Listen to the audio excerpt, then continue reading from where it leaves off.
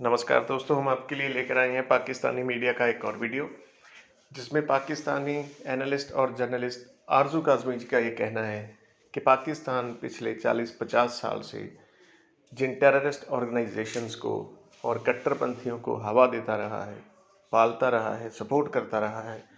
आज वही सांप पाकिस्तान को डस रहे हैं। वो इनके कंट्रोल से बाहर हो चुकी हैं। दोस्तों, आरजू जी का कहना है कि दुनिया में सबसे निकम्मे और निकट्टू लोग पाकिस्तान में पाए जाते हैं, जिन्हें सिवाय मार काट के और कुछ नहीं आता।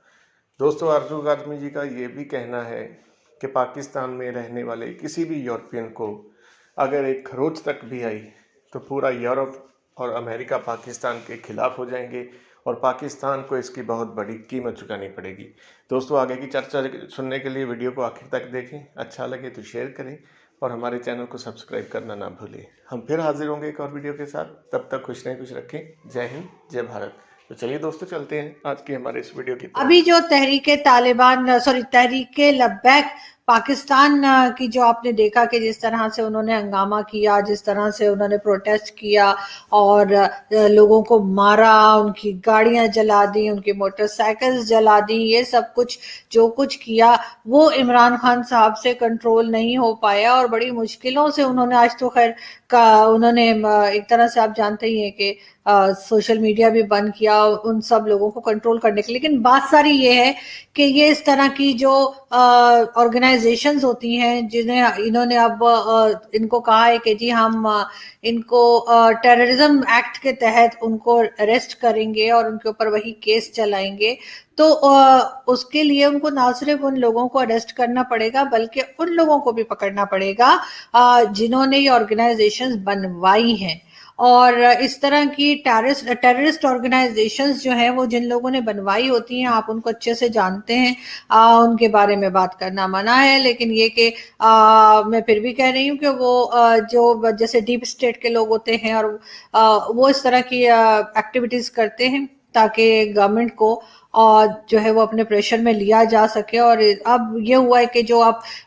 40-45 साल से पाकिस्तान जिस तरह की एक्टिविटीज में रहा है और जिस तरह से इस तरह की टेररिस्ट ऑर्गेनाइजेशंस जो है या एक्सट्रीमिज्म को जिस तरह से हवा दी गई, जिस तरह से सपोर्ट किया गया, तो अब फाइनली हुआ ये है कि ये लोग जो है अब इनके कंट्रोल से बाहर हैं और अब यही सांप निकल के इनको खुद को भी डस रहे हैं, जिससे बचने की ये पूरी कोशिश कर रहे हैं। लेकिन अगर गवर्नमेंट इससे बचना चाहती है तो इनको उन लोगों को भी पकड़ना पड़ेगा जिन्होंने ये प्रोडक्ट्स बनाई हैं। और ये आप लोग जानते ही हैं कि मैंने जैसे पहले कहा कि किसने ये प्रोडक्ट्स बनाई है। फ्रांस ने जो है, फ्रांस के लिए आपको मालूम ही है कि उन्होंने कहा है कि उनके जो सिटीजन्स हैं वो वापस आ जाएं और उन्होंने कंपनीज भी कहा है कि बंद कर देंगे। लेकिन बात सारी ये कि क्या ये उनका लोन भी वापस कर देगा पाकिस्तान, क्या उनकी सबमरीन जो ली हैं क्या वो भी वापस करने के ऊपर तैयार हो जाएंगे। लेकिन जरूरत इस बात की है कि अगर वो चले गए तो उनके पीछे पीछे आपको मालूम है कि बाकी कंट्रीज के भी जो यूरोपियन कंट्रीज हैं उनकी एम्बेसीज में भी यही होगा कि वो कहेंगे कि जी ठीक है, आप लोग छुट्टी कीजिए, हम भी जा रहे हैं। और जो यहाँ रह जाएंगे और जो इधर ही होंगे तो जाहिर है इस तरह के जो जनूनी निकलेंगे वो तो ये नहीं देखेंगे कि ये फ्रांस का है, ये डेनमार्क का है, ये स्विट्जरलैंड का है या ये यूके का है, ये कहाँ का है। सिर्फ वो तो गोरी चमड़ी देखकर किसी को भी मार सकते हैं। और अगर उन्होंने किसी एक को भी मार दिया तो यूरोप में, अमेरिका में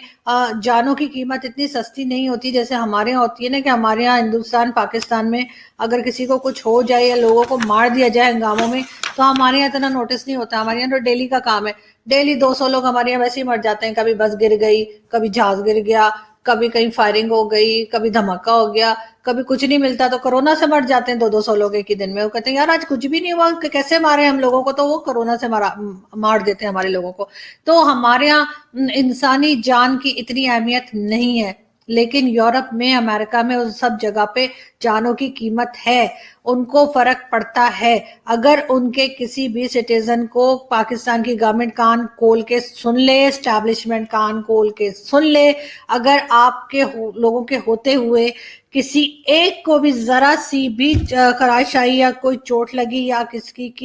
کسی بھی یورپین کو کسی جنونی نے مارا، تو پھر جی آپ لوگوں کو پھر آپ لوگ سمجھ لیں کہ آپ کا بوریا بسترا جو ہے نا وہ اپنا اٹھائیں اور آپ لوگ نکل لیں، پھر آپ کو بچانے والا یہاں کوئی نہیں ہوگا۔ اور یہ چیز بہت بہت بہت زیادہ خطرناک ہو سکتی ہے پاکستان کے لیے۔ ایک چیز اور میں یہاں پہ آپ کو بتاتی چلوں کہ اگر پاکستان کو پروگریس کرنی ہے، جو کہ پاکستان کو کرنی چاہیے، تو پاکستان کو مذہب سے نکلنا پڑے گا۔ ہر چیز میں مذہب لے کر آنا کوئی ضروری نہیں ہے، اور ہمارا مذہب جو ہے یا کسی کا بھی مذہب جو ہے وہ اتنا کمزور نہیں ہوتا کہ اگر کوئی اس کی مذہبی کتاب کو جلا دے یا اس کے پیغمبر کے بارے میں کچھ کہہ دے تو جی آپ اس کے اوپر اتر آئیں کہ جی ہمارے تو مذہب کے کو کوئی نقصان ہو گیا۔ اس سے کوئی نقصان نہیں ہوتا۔ یہ مذہب اور یہ کتابیں اور یہ پیغمبر اور جس مذہب کے بھی ہوتے ہیں وہ تو اس مذہب کو ماننے والوں کے دلوں میں ہوتے ہیں، ان کو کوئی نقصان نہیں پہنچا سکتا۔ لیکن ہاں یہ ضرور ہے کہ یہ جنون ہم نے پاکستان میں ہی بڑھتا ہوا دیکھا ہے۔ کیوں کوئی اور لوگ جو ہیں، چاہے وہ سعودی عرب ہو یا دوسرے اسلامک کنٹریز ہو، وہ کیوں بڑھ کے ایسے کام نہیں کرتی جیسے پاکستان میں ہوتا ہے کہ کبھی کسی کو مار دیں گے، کبھی کسی کو دھمکیاں دیں گے، کبھی کہیں گے فرانس کا امبیسڈر نکال دو، کبھی کچھ اور کبھی کچھ۔ ہمیں اگر پروگریس کرنی ہے تو ہمیں بزنس کی طرف جانا پڑے گا، اور اس کے لیے ہمیں سب سے پہلے مذہب سے نکلنا پڑے گا اور ہر چیز میں مذہب کو انوالو نہیں کرنا ہوگا۔ لیکن ساتھ ہی ہم یہ بھی دیکھتے ہیں کہ یہاں پر اس چیز کو سمجھنے والے لوگوں کی تعداد بہت کم ہوتی جا رہی ہے، اور پاکستان اس میں بہت زیادہ سب اسلام کا ٹھیکہ ایسا لگتا ہے کہ بس ہم نے اٹھا کے رکھا ہے۔ دنیا میں کچھ ہو جائے، ایسے تو پھر آپ ڈنمارک کو بھی بین کر دیں، ایسے تو آپ دوسری کنٹریز کو بھی بین کر دیں، کبھی کوئی کارٹون بناتا ہے، کبھی کچھ کرتا ہے، کیونکہ ان کی کنٹری میں اس چیز کو برا نہیں سمجھا جاتا۔ اور پھر دوسری اسلامک کنٹریز بھی تو ہیں، وہ بھی بات کر سکتی ہیں۔ اور سب سے بڑی بات جو میں نے کہی کہ یہ سب کچھ کرنے سے، چاہے وہ کسی بھی مذہب کے بارے میں ہو، وہ نہ تو وہ مذہب کو نقصان پہنچا سکتے ہیں اور نہ ہی اس مذہب کو ختم کر سکتے ہیں۔ تو پلیز جو پاکستان میں جنونی بیٹھے ہوئے ہیں ان کو یہ سمجھنے کی ضرورت ہے کہ پاکستان کو آپ لوگوں نے پہلے ہی بہت بیڑا غرق کر کے رکھ دیا ہے۔ پاکستان کو اور نقصان نہ پہنچائیے، اور اس کو جو ہے مذہب کے نام پہ پاکستان کی بینڈ نہ بجائیے۔ لیکن خیر اب اس بات کو بھی کافی دیر ہو گئی ہے، اس لیے کہ لوگوں نے یہاں سے جانا شروع کر دیا ہے اور جانے کو کہہ دیا ہے، لیکن کیا کر سکتے ہیں۔ لیکن اسلامک کنٹریز میں جتنی بھی کنٹریز ہیں، بہت ساری آپ جانتے ہیں کنٹریز ہیں، لیکن کوئی اس طرح سے بات نہیں کرتا۔